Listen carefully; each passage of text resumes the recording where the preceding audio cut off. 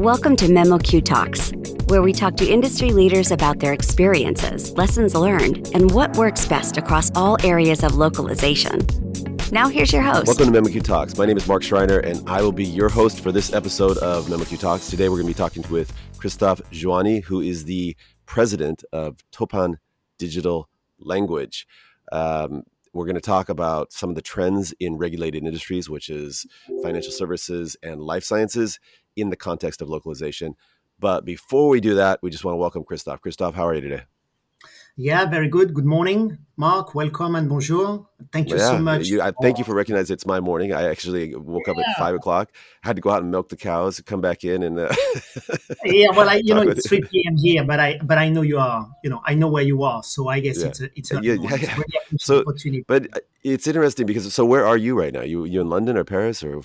I'm in the most beautiful city of the world, which is Paris. In all, okay. I'm not going to argue with you on that. I was just before this call, that song, I don't know if you remember that song, pop music, but it goes New York, London, Paris, Munich, came into my mind because I was thinking about where is Christophe, and it could be in any one of those places or Asia as well, right? Well, I had a bit the same because I was kind of trying to remember where we met. And funny enough, I mean, you're American, I'm French. We always met in Asia. So I will say 13 years ago. We met first in Singapore and 10 years ago in You treated me to a very nice breakfast. I remember that. Yes. I still owe you one. And then the second time we met, go ahead. It was Singapore. No, the second time we met was in, the last time we met was in your office in Tokyo. Correct. Yes. It was one time Singapore and one time, you're right, on the breakfast, and then was Tokyo. A very nice lunch. Yeah. It's been too long, man. I know. I'm hungry. Come out here and give me a breakfast, man. No, next time is on me. So, hey, Christophe, I got to ask you, because you have an interesting background, and apologies for the background noise here. I'm at an Airbnb in San Diego, and my family's in there, and I got to be out here. They've kicked me outside, which is beautiful out here. But you have an interesting background because, I consider that when I go to the events like Gala and Loc World and things like that, there are kind of the loc regulars. But having been in the localization industry for so many years, but you're quite you publish articles and things like that. But I also think that you kind of come from you're like a hybrid because before creating Toppan Digital Language, you were in a role with SDL, but before that was RR Donnelley. And RR Donnelley explain a little bit about your role there, and because RR Donnelley isn't kind of considered a loc company, or wasn't, excuse me.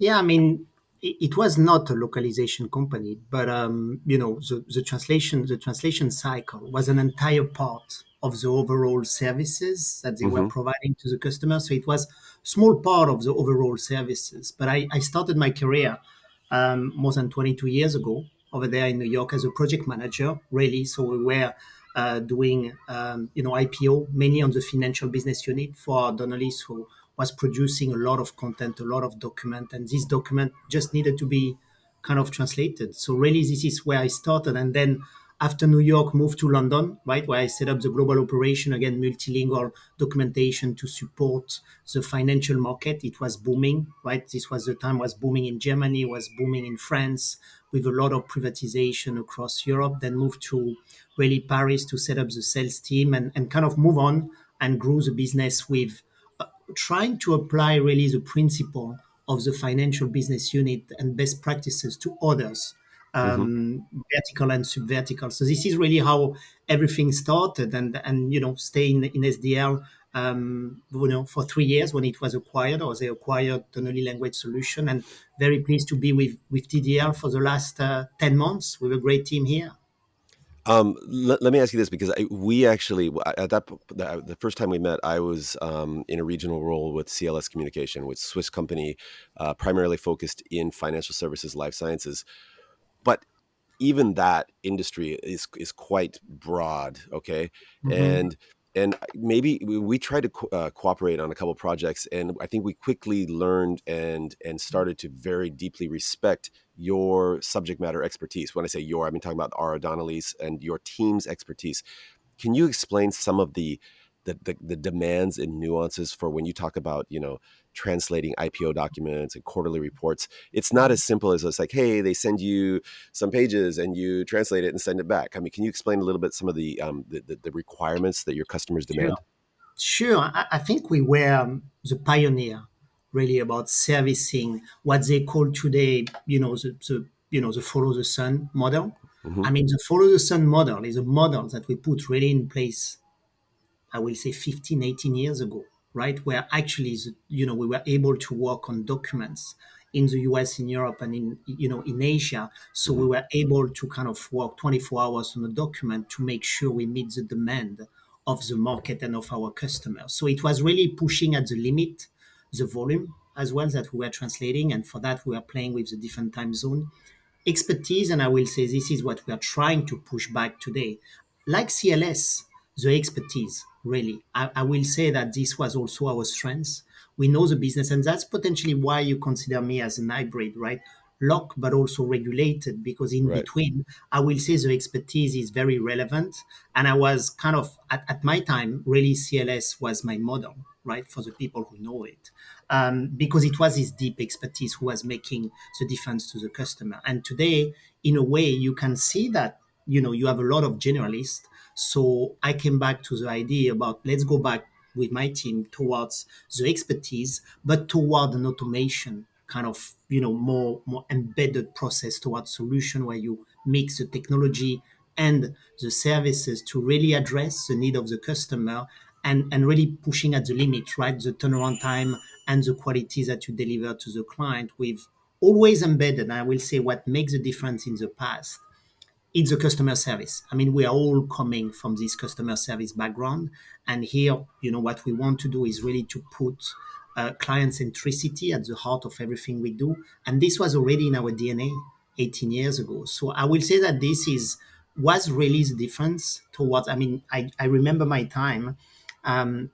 Was kind of common, and you know it because actually you set up this in Singapore at the time, and in the APAC region was kind of common for a couple of people to stay many and long hours in the office to be Yep. able to stay and run the deal till the end.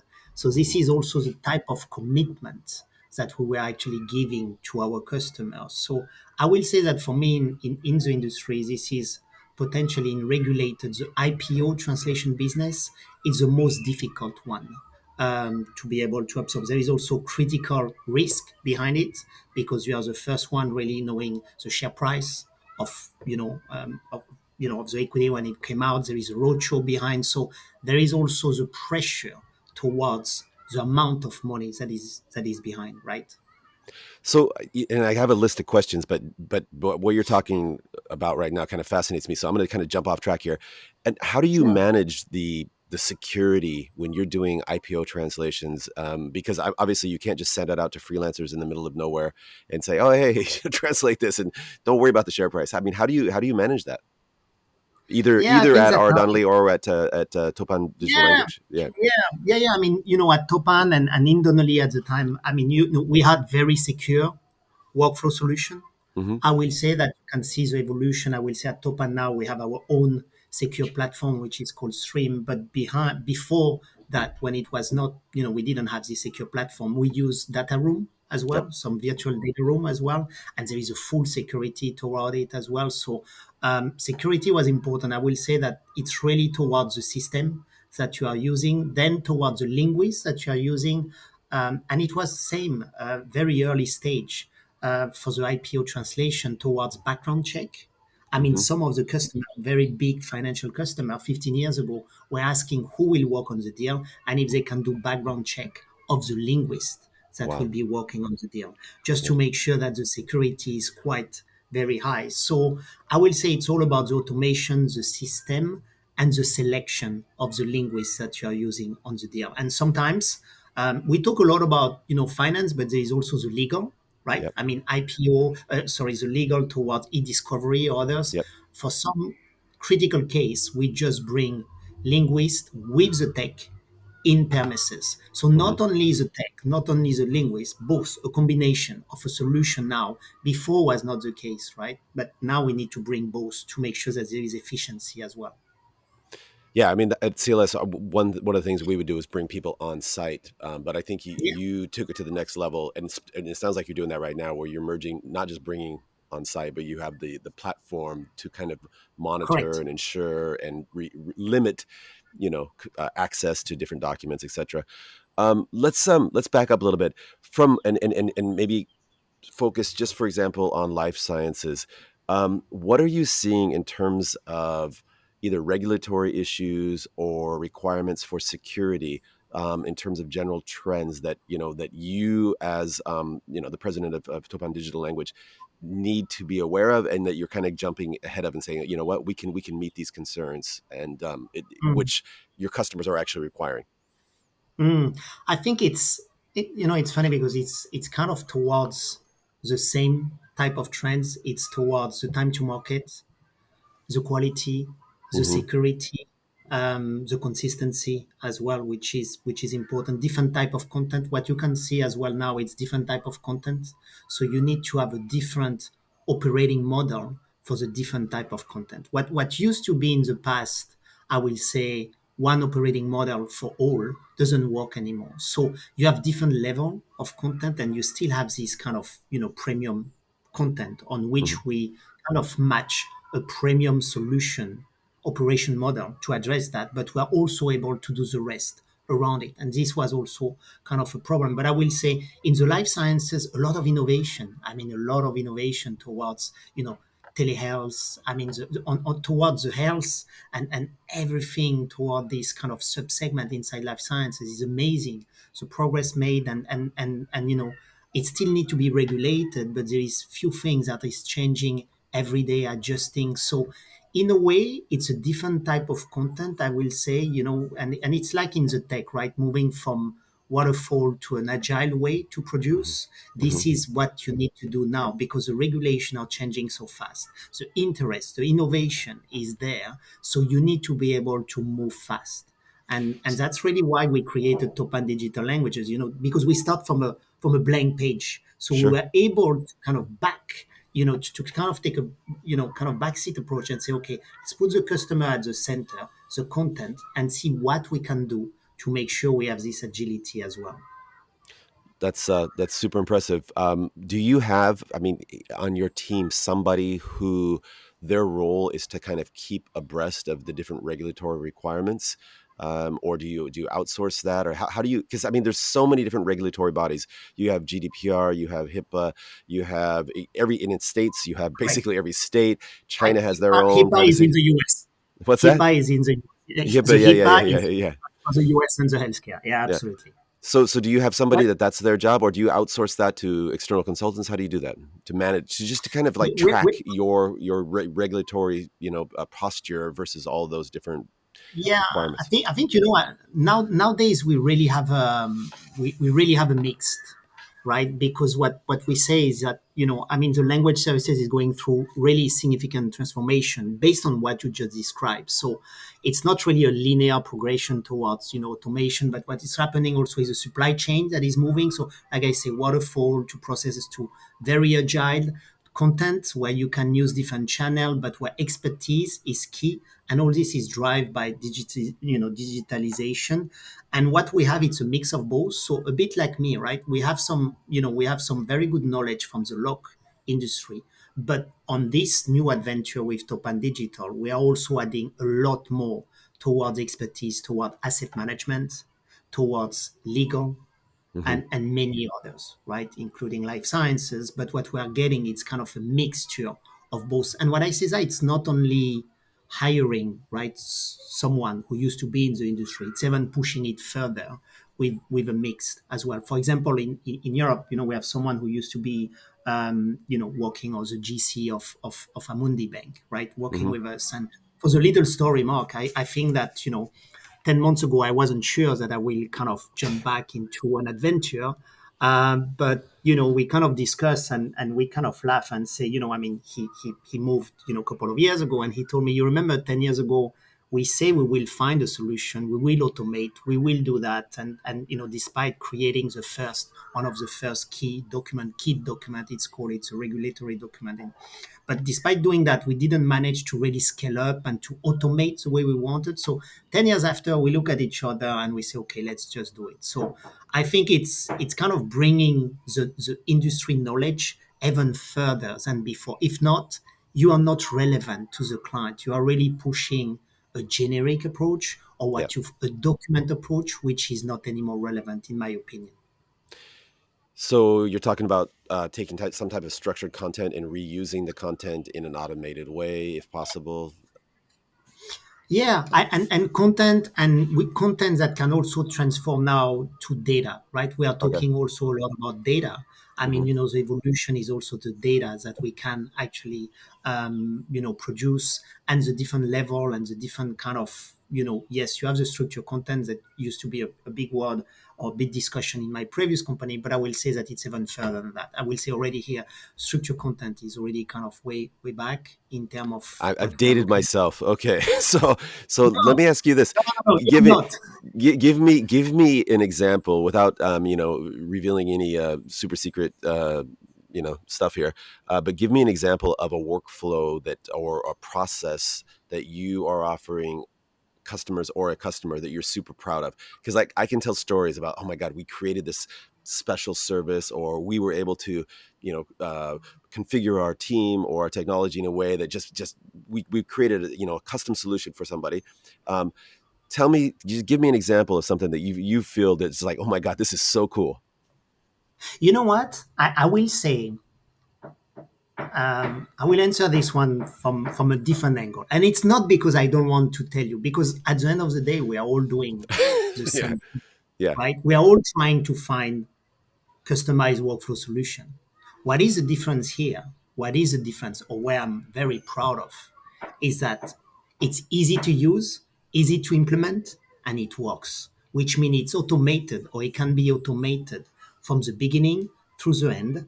And it's not replacing the overall process, right? But it's letting the people really, or some of the key people during the process, to add value to the customer rather than administrative tasks. So where I'm very proud of, the core that we have today, is that we are able really to automate end to end, but not to replace. What we have is actually to add value. So the people that we have, which are expert in this regulatory field, can really add value to the customer in holding hand and bringing them where we need to go and try to anticipate, being proactive. And this is really, for me, is a big win, because a workflow is a workflow. What you need is a connector. What you need is to make sure it's all in one, it's all in one place and hmm it's working. But our very, where we are very satisfied and very proud, it's that it's easy to use, easy to implement, and try to find something in the market from an end to end, which is easy to use, easy to implement.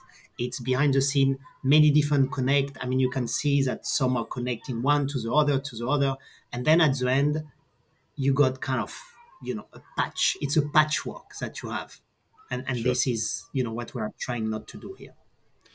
So in terms of like industry trends, either on the financial services or life sciences, um, in regarding to document type, content type, data, what are the key things that you're talking to customers about? One is asset management, and you're familiar with that. It's the kids becoming a PRIPS. So there is another change coming early next year. This is for all the documentation that is coming in finance. There is the ESG part of some of the report and some of the prospectuses there is kind of a defined process and templates that need to be added. I mean, in all languages, so more content and very Can, details. Uh, explain a little bit about that, yeah. so for people like me that don't know. No, go ahead, Oh, give a little background there. no.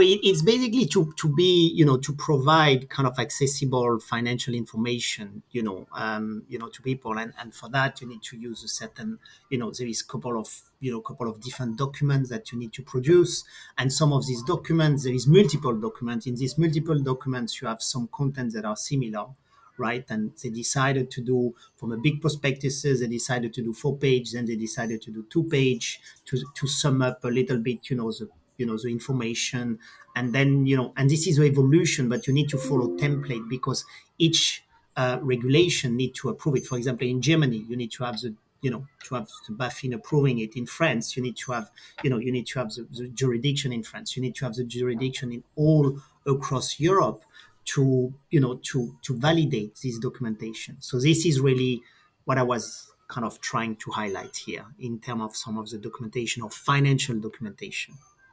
No, and I like hearing you talk about this because, again, I think that a lot of people think that, oh, well, I can, I can study a little bit of finance and become a financial translator, or our LSP can offer financial translations. And it's kind of a rabbit hole. I mean, because there are so many different specialty documents. And if you want to talk about equity research or investment banking, IB, or, the things like you're talking about, Mhm. the IPOs and quarterly reports, and then the prospectuses, and each one has their own very specific requirements in terms of the quality, but also readability, which makes me think, like, when you recruit linguists, what's your process? Because you can say, hey, this person studied finance, but like, is that enough? I Yeah. mean, what's your process? And I think that when you talk about, just to come back to your previous comment, Mark, if I may, before answering the linguistic process, I mean, after 22 years in the industry here, I still didn't realize that there's still some pockets of regulated kind of segments. I mean, we acquire a company, we specialize in market research, market insight. This is also very regulated, and it can actually touch finance, it touch retail, it touch, but it's also very highly regulated. Hmm. And it was fascinating to see the level of regulation that you also have. So it is true life sciences. You have legal, you have finance, but you also have market research. You also have to a certain extent some of the retail part, which is connected to the market research. So all this is also moving towards, when we talk about regulated now, it's also really talking about the entire ecosystem. So ecosystem at the sub-segment level, but the entire ecosystem. And in order to do that, yes, you need to have the right processes, you need to have the right system, and the right linguist as well. I will say that in terms of linguists now, it's much more towards training as well. We have an hybrid model. So, I mean, previous life, we 100% outsource. Then went to a company which was fully in-source and kind of, very generic. So you lose the touch. But actually, again, CLS was one of the pioneer on that, right? Specialized in-house linguist on one subject matter, Hmm. not diverse, not impossible to beat in terms of many different quality, turnaround time, and others.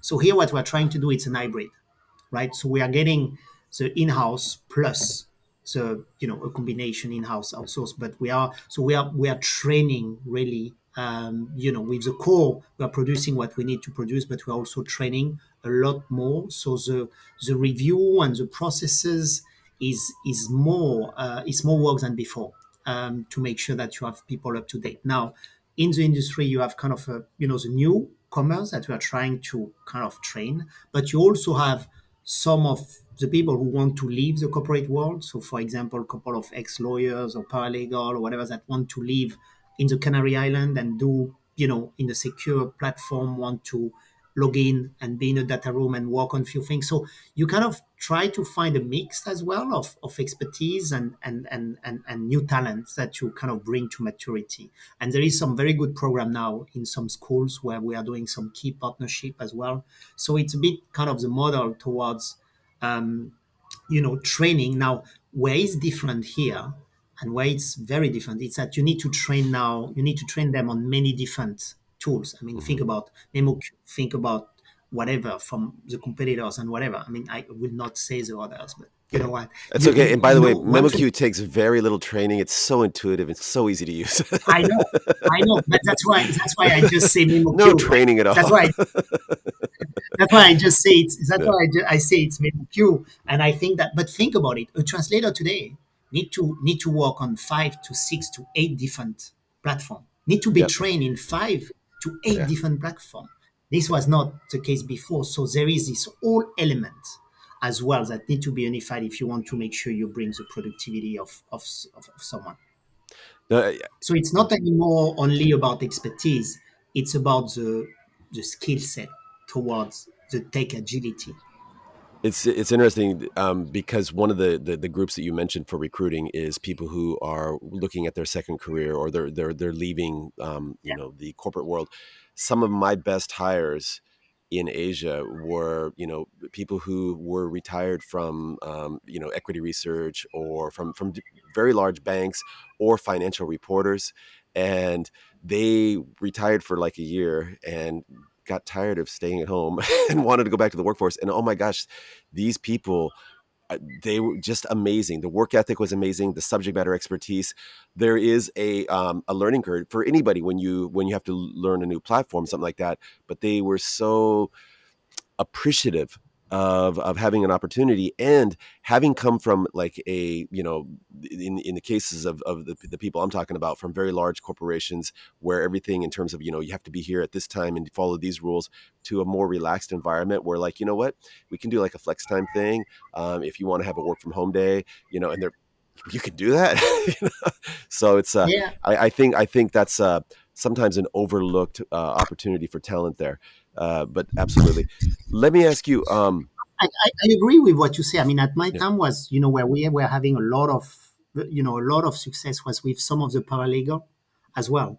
That decided that, finally law is not for them. They don't want to be a lawyer. They want to have the flexibility. So a mixed of kind of, the old gen plus the new gen, I will say it's the right equation that you can have today. I definitely, because like I say, what we are selling to customer, or where we are adding value to customer, is really towards the subject matter expert.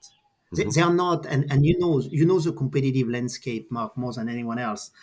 From our time where we were competing together, it changed. There are not many specialists anymore. Look at all the names; they are gone. So that's why I believe that to redo that, but with the right tech, with the right approach, with the right people, and we can see it already after 6 months towards our first half of the year, and what's coming the second half of the year, that we created that about the regulated and high risk content kind of new businesses, because the current customer are not well served in the industry as well, and we can see it.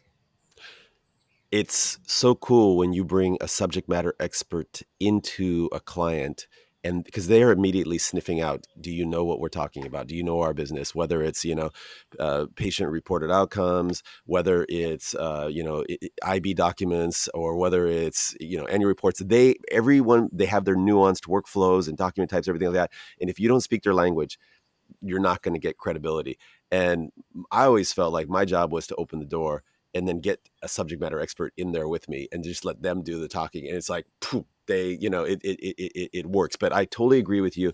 You just can't go in there with a generic loc offering or translation offering. You need to go in there with something that totally addresses their needs. Let me ask you this, because one of the things I really respect about you, and I follow you. I said I kind of a borderline stalk you on LinkedIn. I know that a lot of your ex colleagues have followed you through a couple different career moves, and that says something, I think, about you and your leadership and so on. And so I think that your team is quite loyal. What advice would you give to people, you could say in the loc industry or just in general, in terms of, hey, if you want to get into loc and you want to do well, here's the secret recipe. Yeah, it's a very good question. Towards the industry, most of the time, I think you, first of all, be proud of the industry you are in, Hmm. because how many times you see people who are here and they say, where are you, what do you do, localization, okay, right? They don't know how to explain. Number one, make sure you know where you are, because this is where you belong to. Hmm. If you know where, and enjoy, I mean, on this new project, or this new adventure, what I say is that, with the team, and they hear me every day about, enjoy every single minute of it. I mean, I mean it.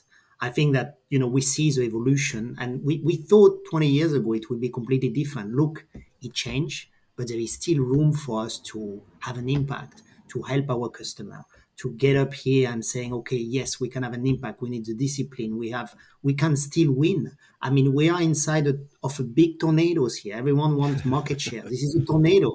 And you know what? The ship that is the strongest, and doesn't mean it's the biggest, actually, depending. Some can pass, some will not pass, but we are inside a tornado.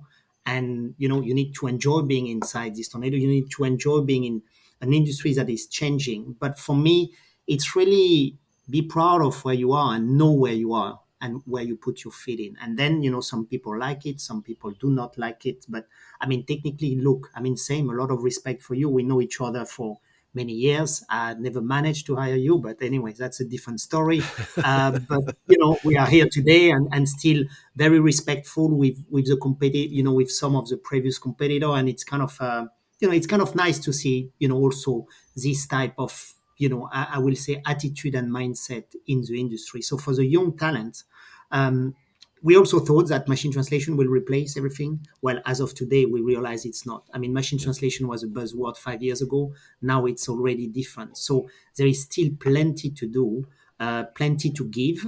And I will say for me, and I realized that maybe 1 or 2 years ago in saying, what, I'm also trying to give back to the industry what the industry give me as well. And I think Mhm. this is also very important. 100% agree. And it's funny because I just kind of facilitated a training workshop for our salespeople, and I said it all starts with product knowledge, because once you have product knowledge, you have product belief, and once you have product belief, you can enthusiastically and passionately go out it. And the first step of that is defining your USP, your unique selling proposition, Mhm. which is why you're here. And if you know that, if you understand what makes your company or product or service or industry special, you can say it with pride, right? And but if you Yeah, just say, "Oh, well, we're a translation company," yeah. that's probably not We, going to we excite said, you or your customer. But if you can yeah, explain the problems that you're solving, and if you understand that, because everybody likes to help people solve problems, and if you can define exactly correct. what problem you're helping people solve, you're going to feel good about it. Let me And ask you this. it's also Oh, go ahead. Go ahead.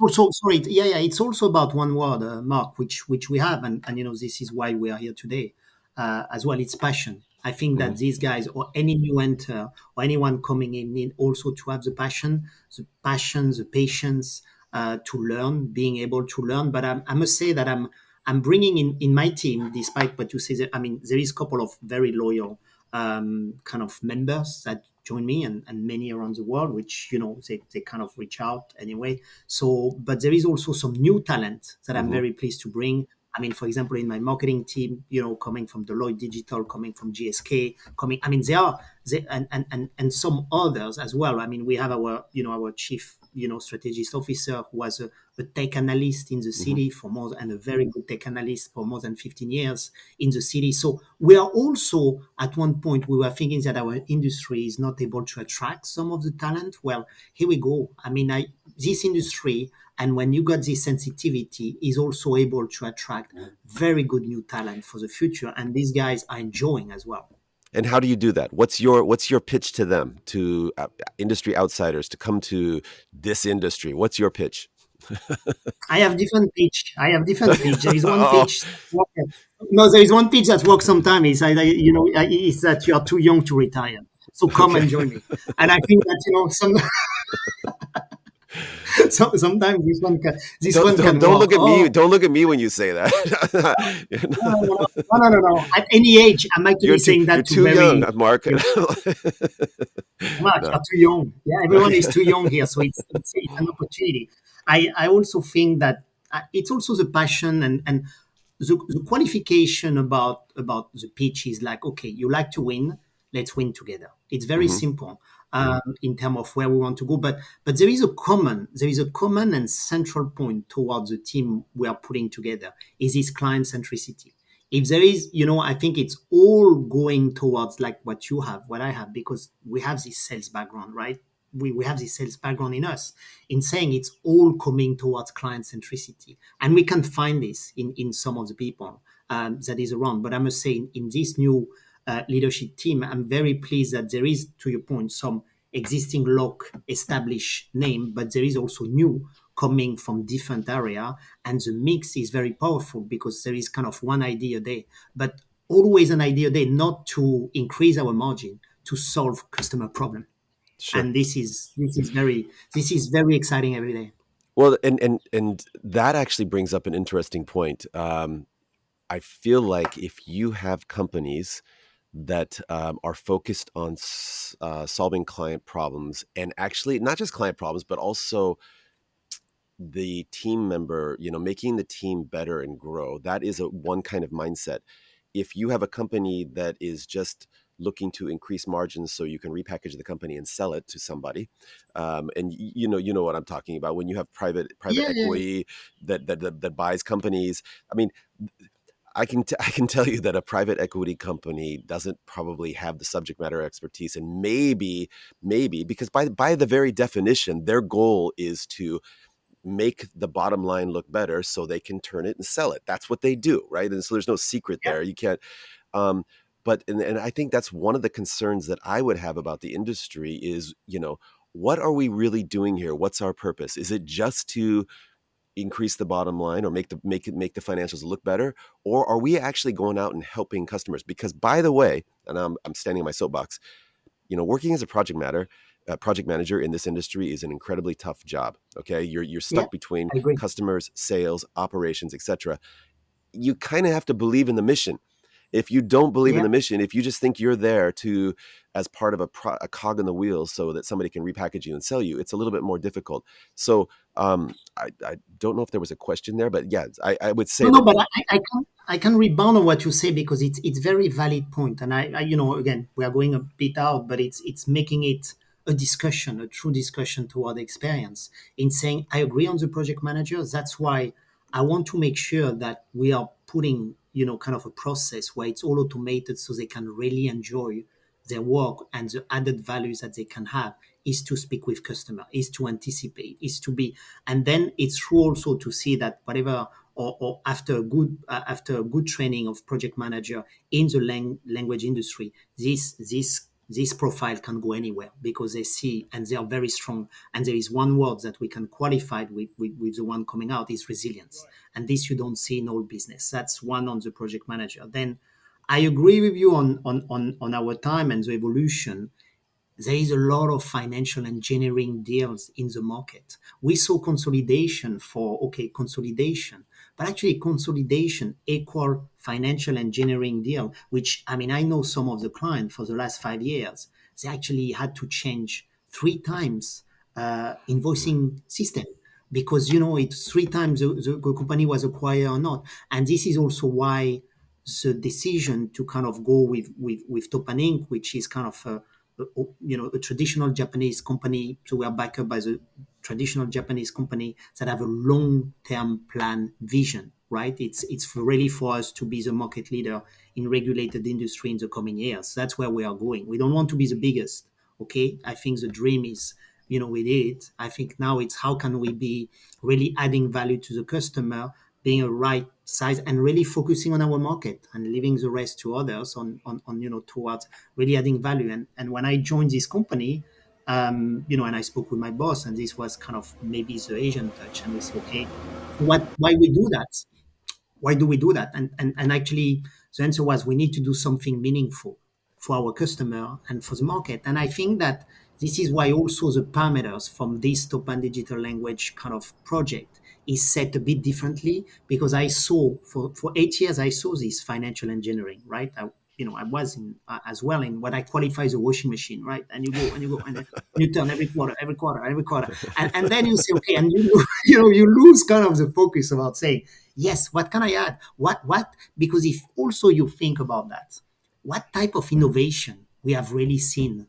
It's repurpose, rename kind of some of the existing things that is existing, but change a little bit, and you put two servers together and you call it something different, and you know what, you repurpose. But where are the innovation? Mm-hmm. And with all the money that has been injected in our industry. Where is the innovation? It's not, right? So I think that it's a lot of duplication, a lot of copying, a lot of, again, the tornado about the market share.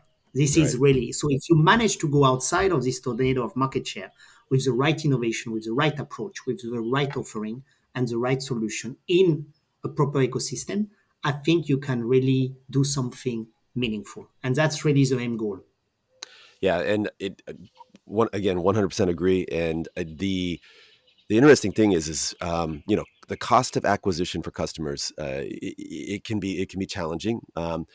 But what I always looked at is, you know what? Let's get in there and solve a problem. And if we're solving a problem and when we're doing our job well, they're not going to leave. And in that customer loyalty, because if they're asking you to reduce your word rate, you're not doing something right. You know, I mean, Mm. for customers where you're truly solving a problem, I've rarely had a discussion like, of course we would talk about price, but it's rarely the deciding factor, right? It's oh my gosh, this solution is so bespoke to what we need. We would never consider leaving, and I think that's incredibly important. But if you're just doing a generic, translation workflow, you're going to have a rough road. Hey, let me ask you. I mean, because we're kind of running up on Sure. time here. Um, Sure. I haven't asked you too much about Toppan Digital Language, but this is your chance to tell us what should we expect from you guys in the next 6 to 12 months. Where are you going to be? What events and what services or other things that should we be looking out for? But first we are in our mission, right? It's to really help and to continue to help our customer really to navigate and de-risk and some of the most complex and high profile projects that they have in putting really couple of solutions together, whatever it's tech, whatever it's services. I will say for us is we are still in the brilliant growth because we start from zero, right? So Yeah. brilliant growth, but from a easy to use, easy to implement approach, right? Continuously to meet really the requirement from the client in terms of exceeding some of the quality, the security retirement requirement on time. What you can expect is a solid and stronger foundation toward towards Toppan Digital Language. We combine already two company together. There is a lot of investment towards our go-to-market strategy, right? In terms of the segmentation as well, which is also key for us. To have the right segmentation in order to design the right solution for our customer as well. So it's not kind of in silo. We will continue this customer centricity approach. In all humility, we will, continue also to provide even greater solution to our customer. And the next phase for us is what I call, and I mentioned before, the innovation, right? I Mm-hmm. think that this is where we are going.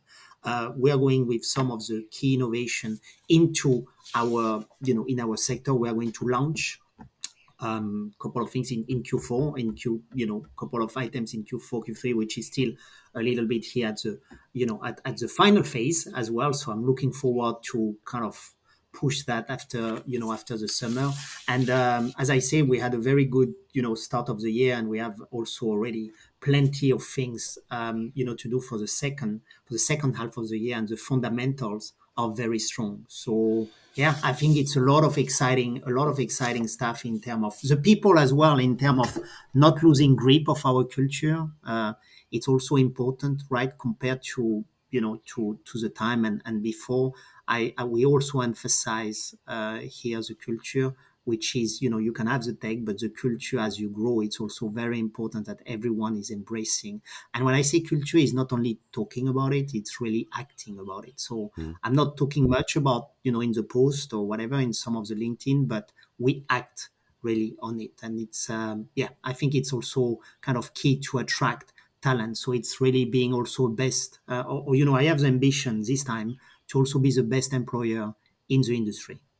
That's awesome. And I think we could probably spend a whole nother podcast talking about that. But let me just ask you this: how do you? Because you started Toppan Digital Language from the from scratch, right? And so you've acquired a couple companies, and you've brought some people over who've worked with you before, but you've also brought in some new people. So how do you create this culture and just kind of reinforce it, because that's tough, because every company that you acquire, every person you bring in, they've got their own baggage, culture that they bring in with them. How do you kind of drive the Toppan Digital Language culture? How do you create that? So yeah, I think that number one, the team around. I will say I'm very fortunate to have the leadership team that I have, and despite the world of acquisition, the acquisitions that is being made, and this is being worked by our chief strategy officer here. It's not acquisition that are opportunistic. Hmm. What we have seen also in the past is this consolidation, but it's also a lot of opportunistic acquisition. We are not. We're actually making sure that the acquisitions that we are doing are kind of fitting really the roadmap that we have to land where we want to be, which is the number one or the best service provider towards regulated industry in a couple of years, and this from different fronts, right? But we are really looking at complementarity in term of acquisition. So while we are looking at some of this acquisition, we are looking at the culture as Okay. well. We are looking at the leadership team. We are looking at the culture. We are looking at the client base, and we don't want to do synergy. We are here to grow, build around client centricity towards regulated industry. So different ingredients in terms of what we are, and we have enough experience now after this investment acquisition, to know and to smell what can work or not. That's awesome. Hey, Christophe, I really appreciate you taking time. I know that you're a very busy person. You travel all over, and what's amazing is I've sent you messages, and I at different hours in different time zones, and you always seem to respond. And so I'm just wondering if you ever sleep, but Well, you know what? I do. do you have a clone or something? I do. Don't worry. I Yeah. do. But you're the same. You are the same. I think Uh, it's part of where we're coming from, and again the passion about what we are doing, yeah, Mark. I it's mean, I fun. see you many years in action, and I can see you still have this, I'm having fun. this. Yeah, we gotta have fun, right? I know. I can feel it as well. Yeah. So let's make sure we continue to have fun. That's the most important. Absolutely. Well, thank you so much for your time, and it was great talking with you. And I hope that we can cross paths in person someday soon. All right. In Europe this time, not in Asia. All right. I, Thank you, I, Mark. I'll go anywhere for a breakfast. Thanks for stopping. Take care. Thank you for joining memoQ Talks, where we talked with industry leaders about their experiences and lessons learned to gain new insights about what works best across all areas of localization. Join us next time on memoQ Talks.